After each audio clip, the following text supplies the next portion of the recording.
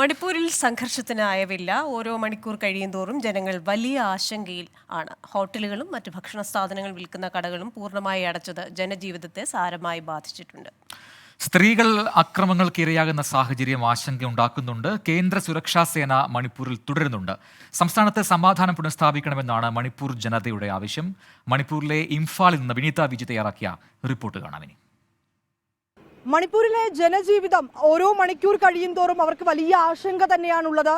നമുക്ക് ആ ദൃശ്യങ്ങളിലൊക്കെ കാണാൻ കഴിയുന്നത് പോലെ കടകളൊക്കെ പൂർണ്ണമായും അടച്ചിട്ടിരിക്കുകയാണ്. ഹോട്ടലുകളില്ല, ഈ ഭക്ഷണ സാധനങ്ങൾ വിൽക്കുന്ന കടകളില്ല. അങ്ങനെ വലിയ ആശങ്കയിലൂടെയാണ് ഓരോ നിമിഷവും മണിപ്പൂരിലെ ജനങ്ങൾ മുന്നോട്ട് പോകുന്നത്. നമുക്ക് ഇപ്പോൾ ദൃശ്യങ്ങളിൽ കാണാൻ കഴിയുന്ന പോലെ തന്നെ വൈകിട്ടോടുകൂടി ഈ ചെറിയ സാധനങ്ങളൊക്കെ വിൽക്കുന്ന ഇങ്ങനെയുള്ള കടല, ഒപ്പം തന്നെ നമ്മുടെ അങ്ങനെയുള്ള ചെറിയ ഭക്ഷണ സാധനങ്ങളൊക്കെ വിൽക്കുന്ന ഇവരുടെ ചെറിയ മധുരമൊക്കെയാണ് ഇതൊക്കെ വിൽക്കുന്ന ചെറിയ കടകളെന്ന് പറയാൻ കഴിയില്ലെങ്കിൽ പോലും അങ്ങനെ നിരത്തുകളിൽ വിൽക്കുന്ന സ്ത്രീകളാണ്. അവർ എത്തിയിട്ടുണ്ട്. അവരുടെ ഒരു ജീവന മാർഗം കൂടിയാണിത്. മറ്റിടങ്ങളിലൊക്കെ തന്നെ പൂർണ്ണമായും നിരോധനം ഏർപ്പെടുത്തിയിരിക്കുകയാണ്. കർഫ്യൂ ഉണ്ട്. ഇന്റർനെറ്റ് സേവനങ്ങൾക്ക് നിരോധനം ഏർപ്പെടുത്തിയിട്ടുണ്ട്. വലിയ ആശങ്കയിലൂടെ തന്നെയാണ് ഓരോ മണിക്കൂറും ഇവർ കടന്നു പോകുന്നത്. दुकान खोला है, कभी कभी खोला है, दूसरा बंद करता है, थोड़ा खोला है. हाँ, काफी तो है. हाँ, क्या बोलेगा, ब्रिगी करने पर देखने ब्रिगी करने से अच्छा है. पैसा भी नहीं है. हाँ, वो पूरा एटीएम का क्लोज है. क्लोज है पूरा.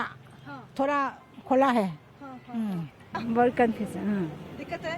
हाँ, ये माँ तो ये थोड़ा थोड़ा पैसे आएगा. മണിപ്പൂരിലെ സ്ത്രീകളാണ് ഇവർ ചെറിയ കച്ചവടത്തിനൊക്കെയായി നിരത്തുകളിലേക്ക് എത്തിയിരിക്കുന്നവരാണ്. അവരെ സംബന്ധിച്ചിടത്തോളം വലിയ ആശങ്കയുണ്ട്.